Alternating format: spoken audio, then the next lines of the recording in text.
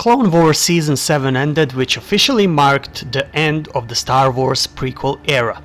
In the final episode, which is called Death and Victory, we saw some shocking scenes of Ahsoka paying tribute to fallen clones and Vader finding Ahsoka's lightsaber in the snow, showing how Vader is actually not a monster but a sad man who lost everything.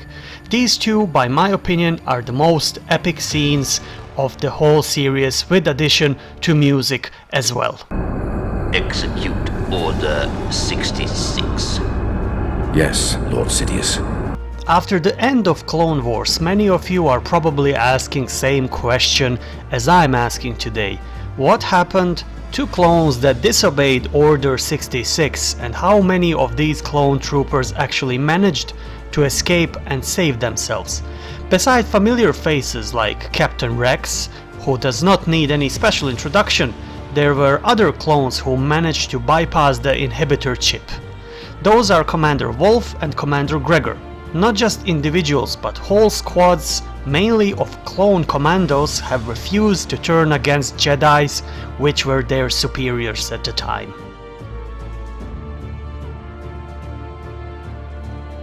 Now we will go through some of the squads that refused to execute Order 66, and the first one would be Omega Squad.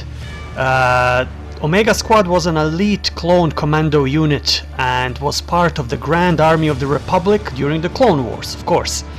The members of the unit were brought together after each of their respective squads were killed during action at Geonosis.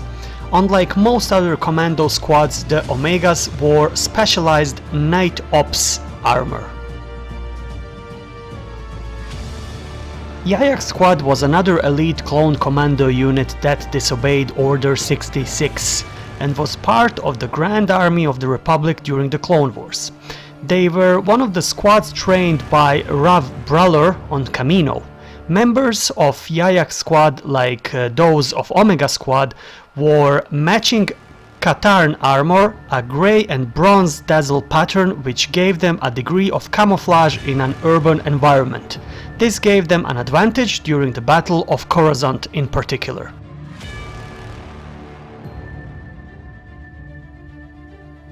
During the Battle of Coruscant, they assisted Omega Squad and ARC Trooper Lieutenant Aven in defending the Holonet News and Entertainment Headquarters building from Separatists' attack. They succeeded in protecting the building from droid attacks. They then assisted the Coruscant Security Force in maintaining domestic security on the capital. After Order 66 was enacted and Palpatine established the Galactic Empire, Yayak Squad deserted to Mandalore. The squad became carpenters and farmers mostly. Delta Squad was a military unit of the Grand Army of the Republic during the Clone Wars, a pan-galactic civil war between the Galactic Republic and the Confederacy of Independent System. The squad consisted of 4 commandos: Boss, Fixer, Scorch and Civ, who on one occasion retrieved the bodies of Jedi Master Halsey and Padawan Nox following the massacre on Deveron.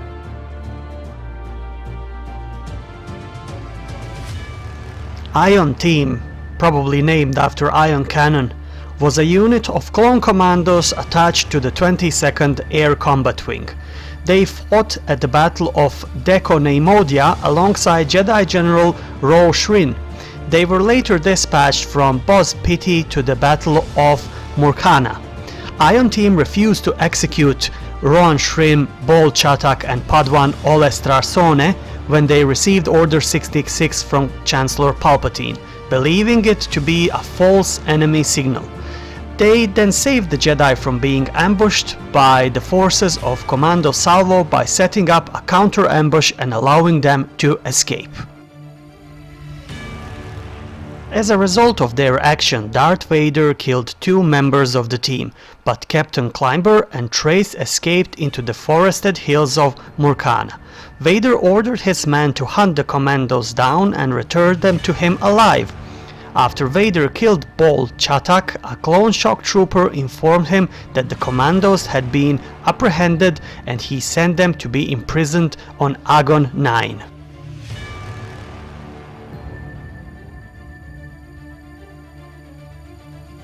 Next in line would be Commander Wolf, designation CC-3636, was a veteran clone commander in the Grand Army of the Republic, who served with Jedi General Plo Koon during the Clone Wars.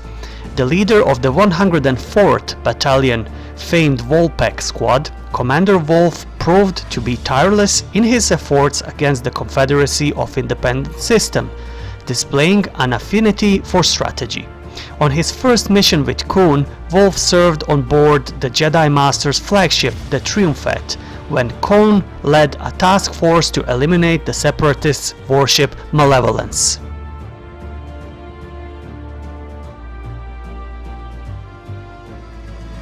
While confronting the Malevolence in the Abbergado system, all the troopers from the Wolf Pack who were on board the ship were eliminated, except for Koon, Wolf, and troopers Sinker and Boost.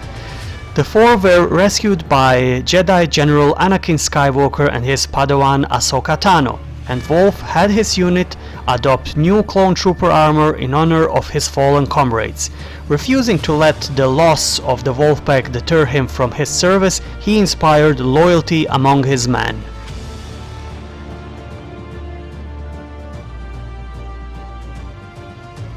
Commander Gregor, designated CC-557639, served as a clone commando and a clone trooper commander of the Grand Army of the Republic fighting the Clone Wars. During the Battle of Sarish, he was forced to retreat into space. His transport ended up crash landing on Abafar. The crash caused him to suffer from amnesia, and he was hired by Sulustan named Borkus, who had him work as a dishwasher in a local bar until he regained his memories after Colonel Mebor Gascon showed the commando information to him. He was thought to be killed in an explosion trying to protect the colonel and his companions in a firefight against separatist droids, but survived, although he suffered from brain damage causing him to partially go crazy. 15 years after the end of Clone Wars, Gregor was still alive and was living in a modified ATTE on Selos with Captain Rex and Commander Wolf.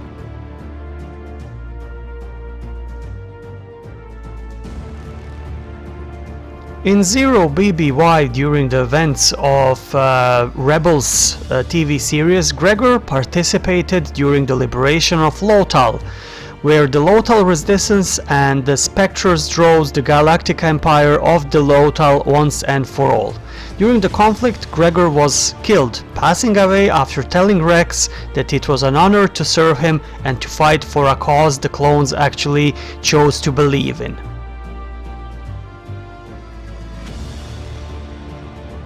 And last but not least, we have Captain Rex, designation CT-7567, was a veteran clone commander and advanced recon commando who commanded the Grand Army of the Republic famed 501st Legion of Clone Troopers during the Clone Wars.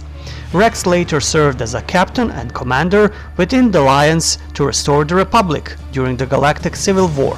Rex participated in many battles over the course of the Clone Wars.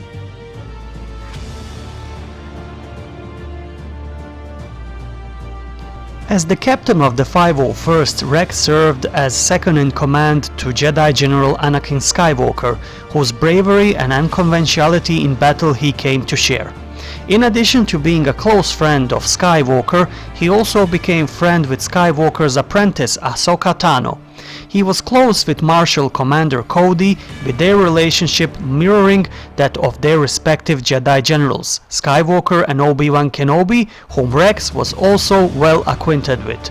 Rex and his companions often worked together during the frontline campaigns against the Confederacy of Independent Systems.